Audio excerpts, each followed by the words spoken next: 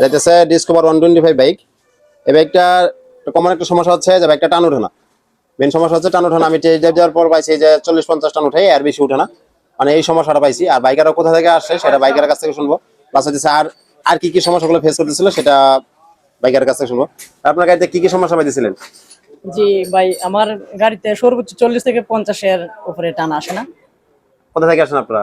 জি, গরিপুর থেকে। ময়মনসিংহ, গরিপুর জি, নাকি? ময়মনসিংহ গরিপুর। বাইকাররা আসে যে ময়মনসিংহ গৌরীপুর থেকে, এটা কিনা আমাদের ময়মনসিংহ সদর থেকে মোটামুটি ভালোই দূরে। কিন্তু বাইকের যে সমস্যাটা ছিল সেই সমস্যাটা আমরা ধরতে পারছি। আসলে সমস্যাটা কি দেখেন, এই যে যে ক্লাসের যে আমাদের যে অ্যাসেম্বলিটা আছে, এই অ্যাসেম্বলির এই যে এই জায়গাটা দেখেন ভাঙা। অ্যাসেম্বলির উপর যে স্প্রিং এর যে চাপটা থাকে, এই যে স্প্রিং এর চাপ, এই সাইডটা ভাঙা। মূলত এই বাইকটাতে আমি টেস্ট ড্রাইভ দেওয়ার পর যে সমস্যাটা পাইছি, যে বাইকটা আমি যে পরিমাণ আরপিএম দিতেছি ওই পরিমাণ টান উঠতেছে না। আর মনে হচ্ছে যে ক্লাস প্লেটটা স্লিপ করতেছে, এই সমস্যা।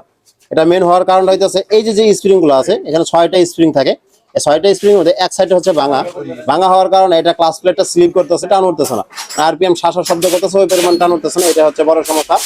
আর পাশাপাশি ইঞ্জিনের একটু টেবিল ক্লিয়ারেন্সের সমস্যা আছে, টেবিল ক্লিয়ারেন্সটা করে দেবো। আপনারা যারা টেকনিশিয়ান আছেন, ভিডিওটা করার কারণ হচ্ছে এই যে যে ভুলটা হয়েছে এটা কিন্তু বাইকারের কারণে হয় না, এটা টেকনিশিয়ানের কারণে হয়েছে। এটা চলতি পথে ভাঙা নাই। এই স্প্রিং গুলো, এই যে স্প্রিং গুলো আছে, এই স্প্রিং গুলো সঠিকভাবে বসানো ছিল না, যার জন্য আর কি নাট টাইট দেওয়ার সাথে সাথে এটা ভেঙে গেছে। নাট টাইট দেওয়ার সাথে সাথে ভেঙে গেছে। যেহেতু এই সমস্যা নিয়ে এই বাইকটাতে ভুগতেছে, অবশ্যই আমরা এটা সমাধান করে দিব। আর এখন আমরা এটা নতুন না লাগাইয়া, এই যে আমার কাছে পুরাতন একটা আছে, এই পুরাতন একটা আছে, আমি এটা লাগাই দিতেছি। ইনশাল্লাহ এই সমস্যাটা সমাধান হয়ে যাবো। এই একটা ইয়ার জন্য অ্যাসেম্বলি কমপ্লিট কিনা লাগে, যেহেতু আমার কাছে পুরাতন ছিল, যার জন্য আমরা এটা চেঞ্জ করে দিতেছি, নতুন কিনতেছি না। তো অবশ্যই যখন নাটগুলো টাইট দিবেন, সবগুলো নাট আস্তে আস্তে করে একটা একটা করে টাইট দিবেন। মেন কথা হচ্ছে একটা একটা করে নাট টাইট দিবেন, যাতে করে সবগুলো চারিদিক দিয়ে চারগুলো সমান হয়, সবগুলো নাটগুলো সমানভাবে টাইট হয়। কিন্তু একটা আগে পরে টাইট দিলে এরকম করে ভেঙে যাবে।